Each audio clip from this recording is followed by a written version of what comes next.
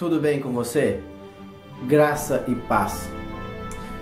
Hoje eu vou dar continuidade à meditação da carta de Paulo aos Colossenses. Eu meditei no vídeo anterior, no capítulo 3, do versículo 1 até o versículo 14. E hoje eu vou prosseguir a partir do versículo 15 da carta de Paulo. Se você ler o conteúdo desse capítulo 3, você chegará à conclusão que do versículo 1 até o versículo 14, ele vai falar do caráter cristão. O foco de Paulo é a respeito do caráter do cristão. E a partir agora do versículo 15, ele vai falar da conduta do cristão. E ele já começa assim: que a paz de Cristo seja o juiz ou o árbitro. Ele novamente usa aqui algumas traduções árbitro em seu coração, visto que vocês foram chamados para viver em paz, como membros de um só corpo, e sejam agradecidos. Esse é o versículo 15. Ele está falando que a paz de Cristo, ela que tem que ser o árbitro ou o juiz. Inclusive a palavra árbitro, na época do período grego, era a pessoa designada ali durante os Jogos Olímpicos na Grécia Antiga, e esta pessoa é que desqualificava alguém quando ele quebrava alguma das regras ali do jogo. Ele era o árbitro. Nosso tradutor aqui da NVI, ele traduz como juiz. E ele diz que a paz de Cristo, a paz do Senhor Jesus, é que vai ser o nosso juiz, aquele que vai julgar, porque nós não temos condições de fazer isso, porque o ser humano de si mesmo, ele não pode produzir paz, mas a verdadeira paz, a paz interior, a paz que vem de Jesus, essa é a verdadeira. E ele diz que esta paz verdadeira proveniente, que a paz de Jesus, pertencente a Jesus, que essa paz de Jesus seja o quê? O árbitro, o juiz, em meu coração, visto que vocês foram chamados para viver o quê? Se eu fui chamado para viver em paz, então é a paz de Jesus que tem que estar em meu coração. E esta paz tem que ser o árbitro do meu coração, como membros de um só corpo. Ele está falando aqui novamente da igreja, como ele estava direcionando uma carta coletiva para uma comunidade que estava ali em Colossos, que era a igreja. Então, membros de um só corpo. Esse corpo é a igreja e o cabeça é Cristo. Sejam, portanto, agradecidos. O 16, ele diz assim: habite ricamente em vocês a palavra de Cristo. E ele continua: ensinem e aconselhem-se uns aos outros com toda a sabedoria, e cantem salmos, hinos e cânticos espirituais com gratidão a Deus em seu coração. Então agora ele começa a tratar com relação à palavra de Cristo. O que Paulo estava enfatizando? Que a palavra de Deus deveria habitar ricamente no coração dos irmãos ali de Colossos, e que eles deveriam ensinar e aconselhar uns aos outros com toda a sabedoria. A sabedoria é a aplicação do conhecimento. Quando a pessoa sabe aplicar todo o seu conhecimento de maneira correta, então esta pessoa tem sabedoria. E era isso que Paulo estava dizendo. Olha, que a palavra de Jesus, a palavra do Senhor, ela possa habitar em vocês ricamente, e que vocês também saibam ensinar, aconselhar uns aos outros. Então, é uma cooperação mútua ali que deveria acontecer na igreja. que estava em Colossos. Por quê? Já que eles estavam sofrendo um ataque violento por parte dos gnósticos com falsos ensinos, esses ensinos não eram pautados na palavra de Deus, os ensinos de Paulo. Então, Paulo estava, olha, vocês então tem que ter em vocês, habitar aqui e sentir em casa. A palavra de Deus deveria estar sentindo em casa na vida de cada uma dessas pessoas e que elas pudessem repartir isso. O 17 diz assim: tudo o que fizerem, seja em palavra ou em ação, tudo o que vocês fizerem, sejam em palavras, seja falando, seja agindo, façam tudo em nome do Senhor, dando por meio dele graças a Deus.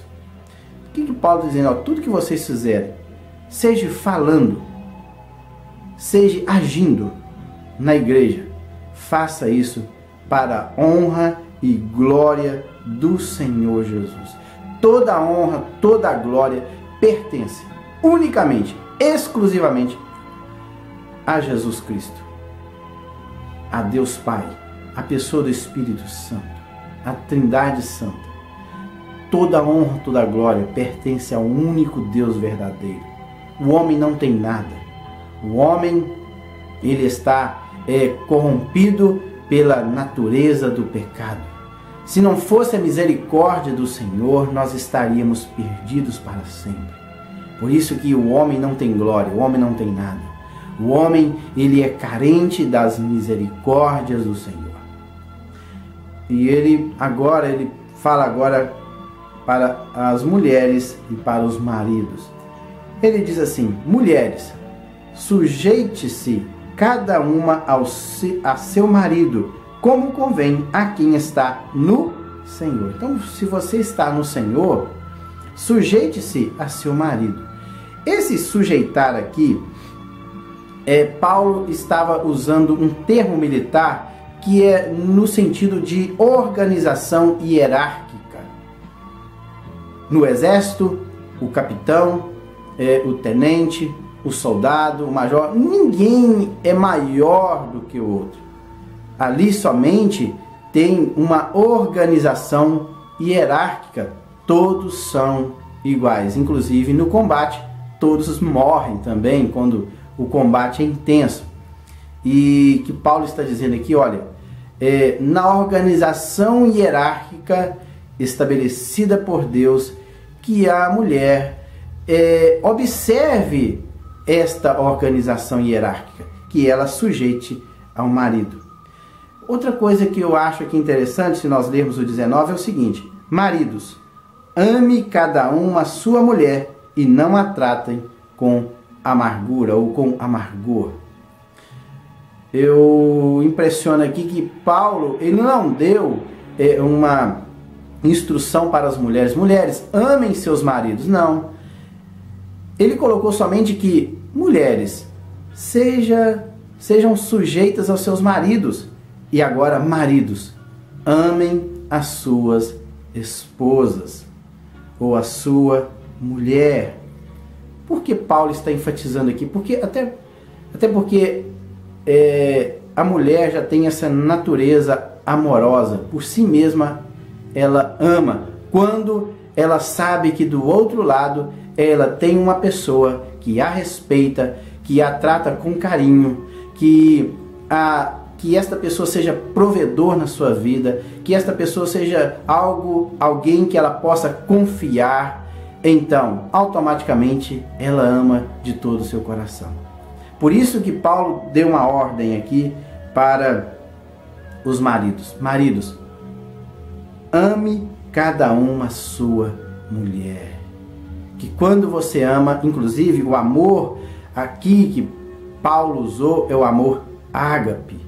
É o amor de Deus, é o amor sacrificial, é o amor que eu dou sem o interesse de receber em troca. Eu amo de graça e não estou nem um pouquinho interessado em receber nada de troca. Era este amor que Paulo, esse amor que Paulo relatou aqui nesta ordem que ele deu para os maridos. E depois ele fala para os filhos: filhos, obedeçam a seus pais em tudo, pois isto agrada ao Senhor. Até porque na lei também de Moisés tem o mandamento que os filhos devem honrar os seus pais. E Paulo aqui estava novamente focando isso. Filhos, obedeçam seus pais em tudo, pois isso agrada ao Senhor. Mas também ele dá uma instrução aos pais: pais, não irritem seus filhos, para que eles não desanimem. Então trata os seus filhos com carinho, com amor, ensinando, admoestando eles no caminho do Senhor. Ensina o teu filho no caminho em que deve andar, e quando ele envelhecer, jamais desviará dele, dizia o provérbio. No verso 22, ele continua agora falando para os escravos. Então pode ver que ele falou para mulheres, mulheres, para os maridos, para os filhos, para os pais, e agora ele fala para os escravos. Escravos, obedeçam em tudo a seus senhores terrenos, não somente para agradá-los quando eles estão observando, mas com sinceridade de coração, pelo fato de vocês temerem ao Senhor. No Império Romano, nesta época aqui de Paulo, a prática da escravidão era intensa. Em todo o Império Romano, calculava-se que existiam em torno de 6 milhões de escravos. E até mesmo cristãos tinham um escravo ali na sua casa. Era uma prática comum. E eu creio que a igreja, sendo um grupo minoritário, ela não poderia manifestar contra esta prática. O fato é que Paulo aqui, ele não deu uma ordem para que os escravos rebelassem contra os seus senhores. Não. Paulo, ele viu que a igreja ela estava inserida num contexto em que a prática da escravidão era difundida em larga escala. Existiam milhares ou milhões de escravos. Então, ele não poderia dar uma instrução para que os escravos se rebelassem contra os seus senhores. Mas ele dá uma instrução: que os escravos obedecessem a seus senhores em tudo, não somente para agradá-lo quando eles estavam olhando, e quando o Senhor virava as costas, essas pessoas se rebelavam. Não, olha, obedeça a seus senhores na ausência e na presença, como se você estivesse fazendo algo, ou melhor, com sinceridade de coração. A palavra sinceridade, ela vem de uma palavra que diz sem cera. Quando as pessoas faziam alguma obra de arte e davam uma trinca, a pessoa que fazia ali, o artesão, ele pegava um pouquinho de cera e cobria a trinca. Só que a pessoa que comprava determinada obra, ele sabia, ele batia no objeto e sabia se realmente tinha trinca. E ele perguntava: sem cera, sem cera? Aí a pessoa que fabricava o artefato, realmente ele é sem cera, ou quer dizer, não está camuflado, não está trincado, não é algo que está encoberto. Então o Paulo estava com sinceridade de coração, sem cera, sem uma máscara, sem algo que está cobrindo.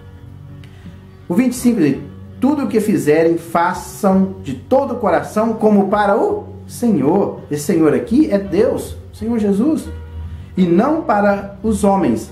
Então olha, quando vocês fizerem, façam como se vocês estivessem fazendo para o Senhor, que aí o trabalho torna-se mais agradável, sabendo que receberão do Senhor a recompensa da herança. Olha, se vocês fizerem como se estivessem fazendo para o Senhor e não para os homens, a recompensa vocês receberão do Senhor.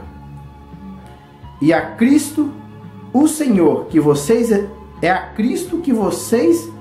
O Senhor que vocês estão servindo. Então vocês não estão servindo meramente a um homem, mas é a Cristo que vocês estão servindo.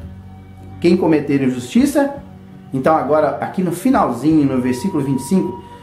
Tudo indica que Paulo agora estava direcionando para os senhores, principalmente aqueles cristãos que possuíam um escravo em sua casa. Olha, quem cometer injustiça receberá de volta a injustiça, e não haverá exceção para ninguém. Então Paulo diz assim, olha, quem cometer injustiça, se o seu escravo for um homem íntegro, de confiança, que trabalhe, não cometa injustiça, porque você receberá de volta a injustiça e não haverá exceção para ninguém. Hoje nós vamos parar por aqui, nesse versículo 25.